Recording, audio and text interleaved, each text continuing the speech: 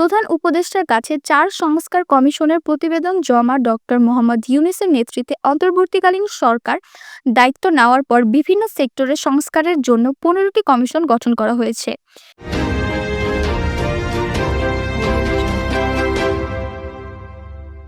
এর মধ্যে প্রথম দফায় ৬টি কমিশন গঠন হয়। এর মধ্যে নির্বাচন কমিশন, দুর্নীতি দমন কমিশন, পুলিশ এবং সংবিধান সংস্কারে গঠিত কমিশন তাদের নিজ নিজ কমিশনের প্রতিবেদন প্রধান উপদেষ্টা ডক্টর মোহাম্মদ ইউনূসের কাছে জমা দিয়েছেন। বাকি দুটি কমিশন চলতি মাসের ৩১ তারিখ প্রতিবেদন জমা দেওয়ার কথা রয়েছে। বুধবার ১৫ জানুয়ারি সকাল 11:30টার পর রাজধানীর তেজগাঁওয়ের প্রধান উপদেষ্টার কার্যালয়ে কমিশন প্রধানরা এসব প্রতিবেদন জমা দেন। বুধবার সকাল 11:30টায় প্রধান উপদেষ্টার কার্যালয়ে সংস্কার প্রতিবেদন জমা দেওয়ার পর প্রতিবেদনের সারসংক্ষেপ তুলে ধরে একটি বৈঠক হয়েছে।